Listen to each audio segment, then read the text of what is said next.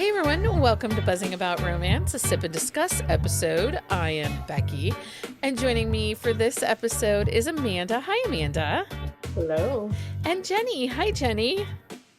Hey, Becky. For those watching on YouTube, check out Jenni's cute librarian dress. Like, are you going to be like the Miss Frizzle of the library? Yes, that's what I'm going for. I got the beakers and the Star Wars and the dinosaurs. Dinosaurs. I love that. Yeah. I love that. Summer reading is dinosaurs this year. It will probably be like that all over because everybody uses the same programming. So it's dinosaurs this summer? yeah. Which makes me feel like maybe for our summer reading challenge, we should read those dinosaur shifter romances. Look at Amanda. She's like, my face is already red from we had sushi, and so I had like a lot of sriracha and soy sauce, so my face is already red. So don't take it personally. I just have questions, but I don't need the answers. You don't need the answers. No, I don't. But you kind of want to read them, don't you? Did I tell you guys I read the produce one, which is a love letter to Bob and Larry from VeggieTales? No, do Bob and Larry get together, or do Bob and Larry have other relationships? No, Bob and Larry get together. It's kind of like a throuple thing. With produce? Yeah. Okay. Well, their produce, they shift. Bob the tomato, Larry's the cucumber. Yeah. Oh, okay. I didn't know this. Well, I mean, I guess that makes sense. Did you not watch VeggieTales? I mean, you're probably older. It's been older. a really long time. It's been my nephews are older, and it's been a really long time. My kids were never really into it. I nannied for a family that was really into it. And the one year for Halloween, the little guy, I think he was 3 or 4 at the time, he begged his mom to let him be Bob the Tomato. So I made him a giant Bob the Tomato costume. That's cute. Anyways. I do like that. And yes, Jen Ellen says the cover is cucumbers and 2 tomatoes. It is. It's very cute. Oh, so Bob has a friend, huh? I guess so. I mean, you can't just have Not one the peach who took the hairbrush. I mean, a peach would make sense too. Is the peach who took the hairbrush? Yeah, because Larry asked, "Where's my hairbrush?" Oh, where is my hairbrush? And Bob gave it to the peach because he has hair, and Larry has no hair. We did not know we were going on a VeggieTales side quest. Oh man, tonight. I got all the VeggieTales. I think there's a VeggieTale for something. I think there's a VeggieTale pillowcase that someone gave Christopher, I think somewhere here in my house. If I find it, it's yours, Jenni. That's too funny. If I find it, it's yours. Okay, so this week we're back. It's been like 3 Wednesdays since we've been here. Life just couldn't stop. So we're finally getting to Holiday Unscripted by Natasha Madison.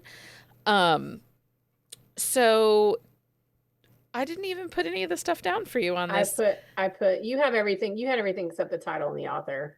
Okay. Well, and genre and series, but it's not really it's part of just Natasha Madison universe. Yeah, it's not like a specific series. Okay. Do you want to do all the details for us? Sure. So the release date was October 24th, 2025. The tropes and themes are brothers, best friends, second chance, adversaries to lovers, wedding, close proximity, golden retriever, black cat, Christmas romance. It is in dual first person. The audio narrators, if you listened, were Jason Clark and Samantha Cook. This is available in Kindle Unlimited. It is an Audible exclusive. There were no real content or trigger warnings. So. No.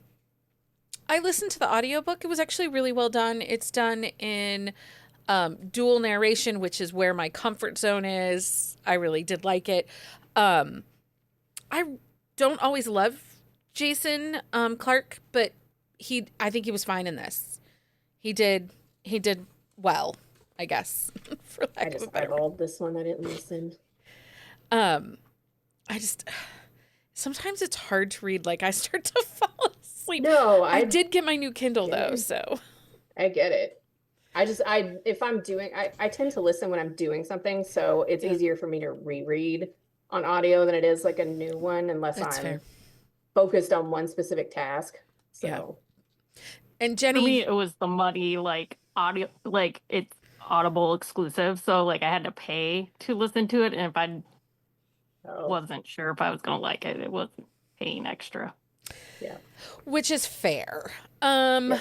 Okay, so Holiday Unscripted.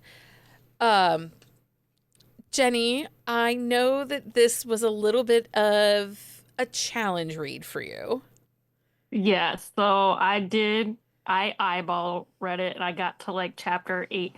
I think I got to 10 and then I Lea'd it and then I kind of like found what I wanted the answers for and then read from there. So Okay. I kind of skimmed the in between. So I definitely Leah. So I've struggled with some Natasha Madisons in the past. Just, sometimes I think her world gets a little crowded and Yeah. I just don't always vibe with it, right? Which, That's that fair. stupid word. Well, I would say like I have not read her for like a hot like Same. years. Like Yeah. And this would be a much better book if you are immersed in her world. I don't disagree with that. Yeah, it's like it is a fan. Like you would love this if you love her world. Yeah. Yeah, and I think even if you've read up to like maybe even because I haven't read the past 2 series, like her last 2 groupings of, she does the 4 at one time. Yeah, like I haven't haven't either. read the last 2, and I was still fine because the parents of Elizabeth are from an older series that I have read. So I was they're from the Something So series, right? Yeah. Yeah, because I think the blurb says that it's from the the Something So. And to be honest, that Something So grouping is my favorite grouping of hers. Yeah, that one's probably as a whole my favorite. I think some of my like actual favorite books are in other series, but the Something So is probably my most solid. Loved. I think that those were 4 books that I really, really liked. Like there wasn't one of them that I was like, huh. And so I was happy like with that matchup. I think this was a fun, easy read. It was nice to have 2 characters that were in the hockey world but weren't hockey players. Yeah. And I like that it was 2 like kind of medical, because she'll do like a medical here and there and a this, I mean, he's a vet and she's an ER doctor, but that was kind of like a nice mashup for her, I think. Something different. So this to me felt mac and cheese. It was easy. It was fun. It was festive. Short. There is some bumps in the end for me a little bit. And so I'm curious though, because, we often talk about how we get an unlikable heroine and usually we love the unlikable heroines, right? Like if we think back to After Hours on Milagro Street and Natalie Kenya's books, we're always kind of like, those are our girls. We love them. Yeah. Elizabeth, I struggled with Elizabeth a little bit. You think some of it is because like the wedding portion, like it shouldn't be about her, and she definitely makes it. I think it's the fit she throws about her bedroom in those opening. I would have been worse. From the... I would have been worse. You would have been worse. Oh yeah. I totally, that whole part, like the wedding thing, like I get that too. Like, but I'm super, like, as someone who has been the victim of parent guilt on, you never come home, you like that whole situation. It's okay. Well, they call her like every day and they're like, when are you coming home? When are you coming home? And, she's taking a 2-week vacation and then she gets there and there's nobody there to pick her up. And, she's supposed to be staying there and they give away her bedroom. Like, I get that there was a hotel snafu and the actual storyline would not have worked if she had stayed in her bedroom. Like, I understand that. But me, I would have, sorry, I'm not like, I'm not nice about that kind of thing. Like, That's fair. And see, and that's not something I've ever had to deal with. It just took me a little bit to like, and Nate sometimes was a little too passive. yeah. I was like, could you just be mean to her for like 5 minutes? I think I will love you more. Or even just like, go to dude, head with her nice. a little bit. Yeah. Just fight with her. But I will say, I felt their banter was good. That is something Natasha Madison does really well, is banter. Yeah. Mm-hmm. I agree. And I think that's part of why her books always feel so easy, is because of her banter and how she writes. And because this was Christmas, because it was a family wedding, the pages didn't feel crowded. They felt necessary. Yeah, and I don't think we spent, aside from like her brother and her two brothers and their wives and fiancés, like I don't think we spent too much time with the rest of the family. Like you do get in some of her other books. Like, I mean, they're there and they're necessary. Like, Max and Matthew make their little, right, hilarious cameos, which always makes for a good time. But like, I didn't feel like it was like I was getting so many of the other family. You know what I mean? No, and I think that's part of the reason why if you think about it, that's why it makes sense that her bedroom was given away, because it forced them off separate.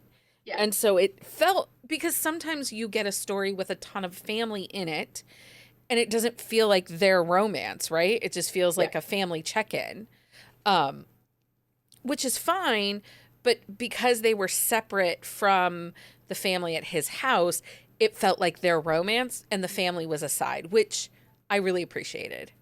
Yeah, because in some of her where they go on vacation books, like you get so much of the family, which I don't mind because I love that family. Right. But if you're someone who's not immersed in this world and you're getting that many other characters, it's like, it's a lot. So like, I totally get that. I think this was like a nice departure from when she usually does the big family groupings. Yeah, it didn't feel as crowded or over the top this time. But I mean, I get where Elizabeth might come off like a little like whatever, but I'm sitting there reading it. I'm like, oh, that would be me. If I had to come home for 2 weeks and they made me do something every day for a wedding, I would have turned around and gone back to Australia. That was my thing. I was like, because I have been to multiple like Christmas weddings, and I'm like, why do people do this? Like what? Like I get it's like a 2-for-1. Like you don't have to bring everybody in the second time, but like nobody's enjoying this but you. I mean, even if it was just like a few days, but it was like 2 weeks, and they have like an event every day, and I was like, there's no way, no way. Like I love my brother, but no. So. Jenni, and I know this is kind of at the end, this is where you hiccuped a little bit. Their shared history is a secret from the entire family, and their not being together is true miscommunication. Do you want to talk about that? What? Because that was spoiler. I was like, okay, you're gonna spoil it. Yes, we are.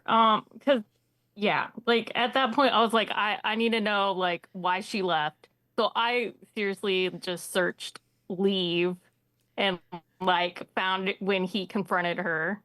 Went back a little bit to like see where they were at. And he's just like, why'd you leave? And she's like, oh, I didn't leave. I went to get donuts. Yeah. And then she's like, why did you ignore me later in the day? And I'm like, okay, so I was unsure like how old they're supposed to be. Like he's a little older, right? She's like maybe a couple years. Yeah, I think it was like early 20s for her, maybe. Like she'd have to be if she's in a residency. If she's in a residency, so that's 27, 28-ish. Oh, okay. Yeah, that's true. Because that would have been 4 years of college.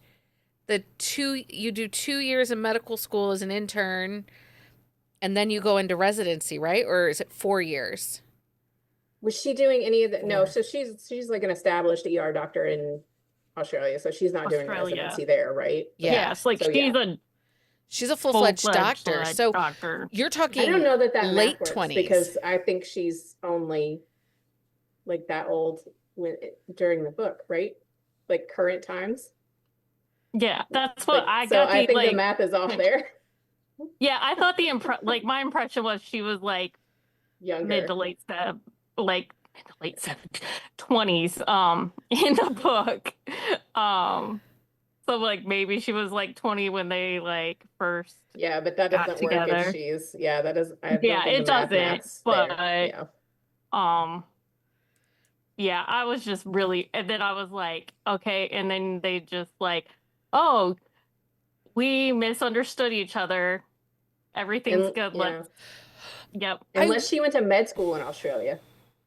She could have gone to med school, and their Maybe. medical I can't remember. program for like a semester abroad. So yeah, that. Well, Yeah. and I think track from doctor is a little different in Australia and the Commonwealth. I think it's different. Yeah, it was some special program that she got, but I don't know if the age is necessarily like defined. But Yeah, the the age way I isn't read important. it, they were younger. Yeah. You know. Yeah, I just needed them to be quite young for Yeah. that miscommunication to be Well, acceptable. and 6 years later, it's still bugging you, right? Mm-hmm. Right. So, and you've not confronted it. Because, and it also so I feel like this is sometimes we get with Natasha, like her endings wrap up real quick, like pretty easy. You don't get that true third act emotional break. It's kind of like, oh, we're stupid, we're together again, We figured it out. Yeah. But do you know what? There wasn't like a third act, I wouldn't say. But after the week I had, I was fine with this. Do you know what I mean? Like, yes, it didn't bother me that we didn't have a clear. And I know that going into a Natasha Madison book too. Like as people who read her books, like we're pretty well versed in how she's gonna probably wrap something up. Yeah. So, yeah. Yeah, because he's devastated, and then she's like, well, I'm going shopping with my mom, and then she's like later. and then like comes back and everything's resolved. I mean, sometimes you just need only easy. life worked that way. I know, right? I really liked his pets. I thought, thought, oh my gosh, they're so cute. Whiskey, the golden retriever, Bean, and Baby That's Cat. Dog name. Baby Cat. And Baby Cat choosing her to be his human. And Nate was a little offended that Baby Cat loved her so much. Yeah. And I did love that. Yeah, same. So I think one of the strongest things in this book is he is completely gone for Elizabeth, right? Like, he's pining, and he really does have, like, he is the heart of this romance. Oh, yeah. Which sometimes I like that, right? I mean, I don't love it, but for this book, for a Christmas book, I think because it's a Christmas book, my expectations are just, I don't know. I don't want to say less, but just easier. You just want it to be happy. They can be sweeter. It's what, Jenny? They can be sweeter. It can be sweeter. You know, I think one of the things with Elizabeth is she's so competitive. Oh, yeah. Like, so competitive. And I do think sometimes that comes off bratty negative. But if we do look at, like, the social battery piece where, like, there's something every day she's have to do, then I would be bratty too. Yeah, all I could think was if this were me, I would have already been back in Australia. Like this, I would have stayed there long enough to get over my jet lag and gotten back on a plane. Thank you so much. There was, I can't remember which moment it was, but there was one moment she was being, like, really obnoxious. And I was like, I just wanted to give her a spoonful of peanut butter and tell her to sit down. Like, I think you need some protein. Sit down. Yeah, right. But yeah. She says she loves her life in Australia, but she obviously doesn't. Yeah, I mean, she doesn't really have much of a life. She goes to work and that's pretty much it. Yeah. There were times, so Amanda, do you think there were times when her personality kind of shadowed the romance a little bit? Yeah, maybe sometimes, especially like, during when they're all together, at the events and stuff. Yeah, I think it comes, she's a little strong sometimes. Yeah. 7 years of unresolved tension. That was from the book. I highlighted that. 7 years. Yeah, I mean, and I think she's like late 20s, so she had to Yeah. have done medical school in Australia. Australia. Yeah. Yeah. So that puts them early 20s for the miscommunication. Let's see here. What else do I have? Always with the Natasha Madison book, there's really always great chemistry on the pages. Yeah, I mean, the whole, the nipple thing was hilarious. He's like, I can see your nipples. And Oh. she just she runs with it. And I thought that was so funny. And she's like, you have nipples. Yeah. And then he's walking around later with a shirt. And she's like, oh, maybe I should be regretting telling him to show his nipples. I mean, who doesn't love a nipple conversation? It was and she's a doctor. Like, she sees nipples all the time. I did appreciate that, but she was like, so what? You can see my nipples, And then her brother walked in on the conversation, which makes it even better. So I did enjoy those moments too. Yeah. Let's see here. Okay, so we always talk about like the Die Hard test and the Christmas. Do you think there was enough Christmas? Because you have wedding and Christmas, which are big things. Do you feel there was enough Christmas to call this a holiday romance? Does this book make sense if there is no Christmas? I would say no, it's not necessarily Christmas, because they could have done this over summer break. They didn't focus on the Christmas, they focused on the wedding. Like, everything is a wedding event. I mean, some of the events were tied to Christmas, like the cutting down the tree and whatever, but they could have done that, I think, with anything. I don't think it needed to be Christmas to work. They could have done like a destination wedding or like we've seen it in other books, right? Like don't invite me to your wedding if it's like a 2-week event. I'm good. I'll send you a gift. And we kind of already talked about it a little bit. I do feel like the ending was rushed a little bit. Yeah. I mean, it was a quick wrap up. I mean, I kind of saw that her buying the clinic, as soon as she got introduced to that doctor, I was like, well, that's the out. That's how she gets out of Australia. So I mean, I kind of expected it, but yeah, it was very quickly wrapped up. Like you said, she goes out to lunch with her mom and comes back and everything's decided. Yeah. Yeah, right. Like, I want to go to this coffee shop. Let's see here. I really loved Nate. I do feel like Nate, the pets, that's who steals this book. Yeah, I agree. I did like there was the Matthew line. He's like, I feel like I've been at this wedding for 15,000 years. Yes. I loved him. I think this book was just really charming. I'm looking at my notes because I read this a minute ago. I did think it was interesting that he had no clue his vet tech is in love with him. Oh, Sue feels like the dog was left home alone a lot. He's not a old dog. He's not a puppy. He's good. Yeah, you can leave your dog for 8-10 hours a day. It wasn't an overnight thing, really, because I was paying attention. As soon as she introduced all three, I was like, oh, are we gonna get fully are they gonna be taken care of this whole time? I didn't feel like they. I don't feel like they were neglected at all, and that's something that I do pay attention to, because I love a pet in a romance. I think it's cute. I think it's funny. It adds some comedic relief, but sometimes we forget about them, right?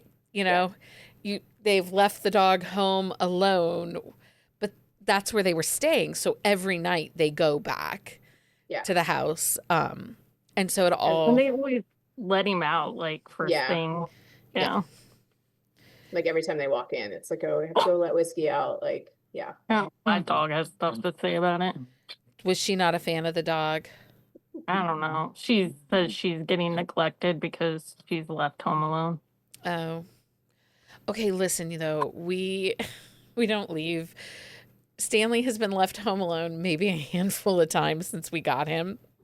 Because one, he's so naughty, but we have to lock him up that can only have access to the kitchen. Like That's fair. Yeah. Like not near the front door. I'm afraid he'll eat my couch. And back here in the back room, we have a hibiscus tree that is in a pot that we bring in the winter because the tortoise can eat the flowers. So it's food for him. Anyway, the dog eats the dirt out of the bottom of the plant. Like, I was on a call this morning and I'm like throwing stuff at his head so he'll stop eating the dirt. My dog's only 10 pounds, and she got over Thanksgiving, she got one of those like cheese danishes from Aldi. Oh. Like, my sister-in-law had left the bag on the floor, so she got it out of the bag, pulled it into the living room, opened the container, and then ate the frosting off like this way. Oh, that's so fun. Yeah. That's a good time. I mean, if Ollie and Stanley are going to eat it, they're going to eat it. Like, there will be nothing Well, left. I think she just ate as much as her belly could hold. Yeah. Yeah. Was there anything else in this that you wanted to talk about? I mean, I liked the something so I liked seeing her parents, and I liked the fact that she was the Grinch.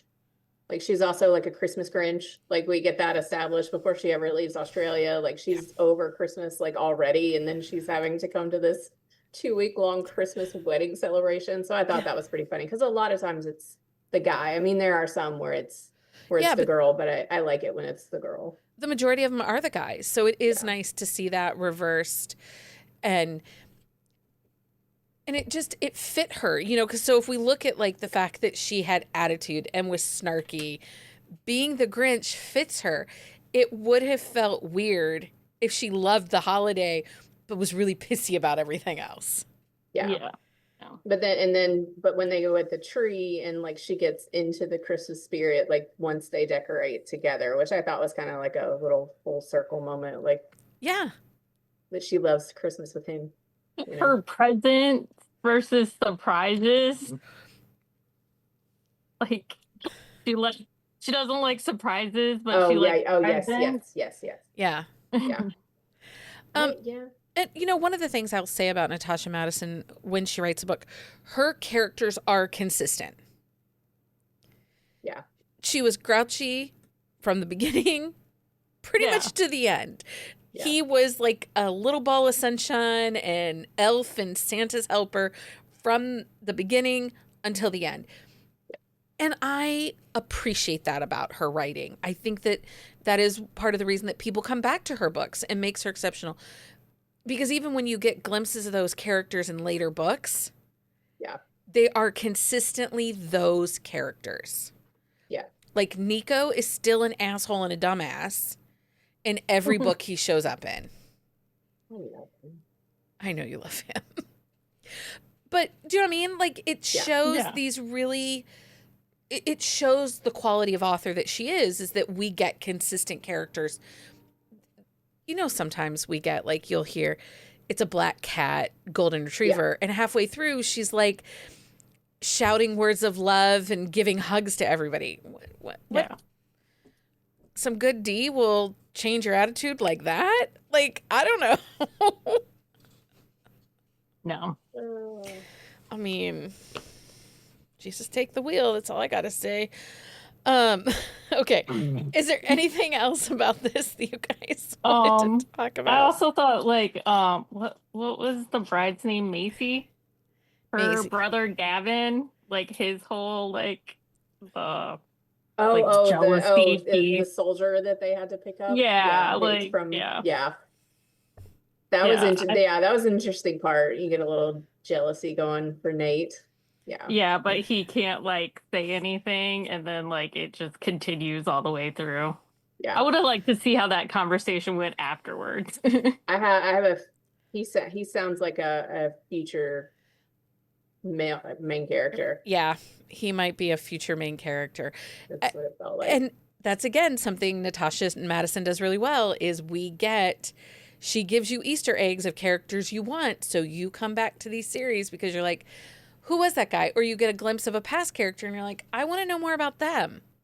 Oh yeah, because I have to figure out who else is like related to this that I haven't read yet. Probably have to go back and read those other Yeah, I'm four. gonna have to. It's on the list anyway. I just like there's only so much time. Okay, so let's do our thumbs up, thumbs down. Amanda, was this thumbs up, thumbs down for you? It was thumbs up. It was fun. It was in a world that I'm familiar with. I like these characters. It was a fun holiday read. Thumbs up. Yeah. Jenni, thumbs up, thumbs down? I would say sideways. Like, I didn't hate it. It just, like, I'm not familiar with these the characters in the book, so I don't think I enjoyed it as much. Yeah, that's fair. I didn't know who everybody was. I mean, I piece things together, but it's not the same as when you love those characters. But I like their story to like apart from that. Yeah. This is a thumbs up for me. I was going to ask you guys earlier, do you like when authors do this? That kind of take, these have been auxiliary characters out on the sidelines, and they like take those random characters and give us like a holiday romance that isn't really part of a series. Yeah, when I know the series, like I said, like if I had known these people, I'm sure it would have read differently for me. So that's why I'm not like. Yeah. But if this was a Penny Reed universe where you knew all the side characters, do you like it when she takes two randoms and plops them just as a bonus holiday book? Yes. Yeah. Like Cambria Herbert, she's one of my favorites. Like she does this all the time. Yeah. So, yeah. What about you, Amanda? Do you like when authors do this? I do, especially when you have someone like Natasha who has like these massive worlds, these huge families, like you have all of these side characters. And I understand that you can't always write like a full length novel for these people, not for everyone, it's just not possible. So I love it when they take like random people that you may have seen in other books or the children of characters that you've read before and kind of put them together, because it gives me like a sense of like, these people that I may have feelings for as characters like are going to get their happy ever after. So. I also think if you come into something open-minded like this, Natasha has a huge backlist. Yeah. So you get a novella or a shorter book like this, it's an easy way to enter in, see if you like writing style, and it might make you curious about the other characters. So you go back and you're not inundated with, a 58 book series or a 58 book family. You can kind of test the waters. So I like when authors do this. If people liked this, do you have any books you think they should check out? I only had one because I just remembered to do this before. Go ahead. But it was Merry Christmas by Piper Rain. It's the one where they do the holiday every year. It's I think it's 2 or 3 in that series.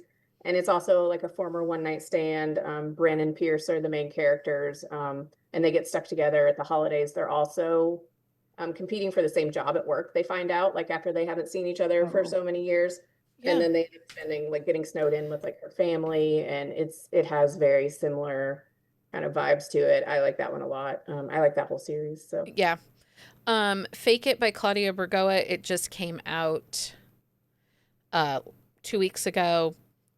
The Reindeer Games series by Jana Aston. Family shenanigans, small town, lots of extra stuff going on. Christmas in Kentberry, which is again a Claudia Bergoa series.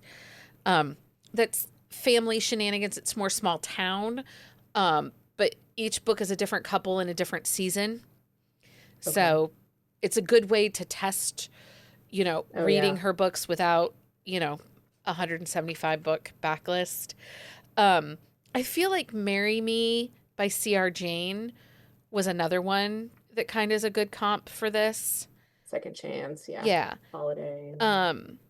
The Highland Holiday by Casey Stockton is another one I think. I just read this one. It was really cute.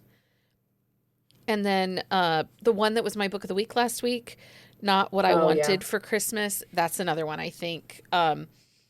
On par, family shenanigans, holidays, not necessarily a wedding, but, brothers, best friends kind of chaos. So I think if you look, like a lot of authors have these like little short, like Christmas novellas or whatever you want to call this one size wise. But I think it's like you said, it's like a really good place to start if there's somebody that you're curious about checking out, like see if they have a holiday. You know, I read Maren Moore's her holiday books every year. Okay. And because they're short, they're really good. And it's a good glimpse without having to commit to like 8 books. Yeah, I do the same with Piper Rain because I I've dabbled in their hockey series and this and that and the other, but I haven't read a ton of their small town. So it's like a good way to kind of get back in there. Yeah. Okay, so that's a wrap on this episode. We hope you enjoyed our deep dive into Holiday Unscripted by Natasha Madison. We'll be back here Sunday night, 9 p.m. Eastern Standard Time on the YouTube. And then next week, we are reviewing Jingle Bell Heist, which is currently streaming on Netflix. We're going to have a watch-along party in Discord on Monday, December the 8th at 9 p.m. Eastern Standard Time. You can find details on our website in our On the Shelf show notes at buzzingaboutromance.com. Thanks for hanging out with me tonight and reading Holiday Unscripted. Thanks for having us. Until next time, everyone, happy reading. Find us on Instagram at buzzingaboutromance or on Twitter at buzzingromance. If you like the podcast, please leave a review. If you'd like to support us directly, join the Bookcase and Coffee Patreon and receive exclusive content only available to Patreon members. Check out bookcaseandcoffee.com for our on-the-shelf show notes.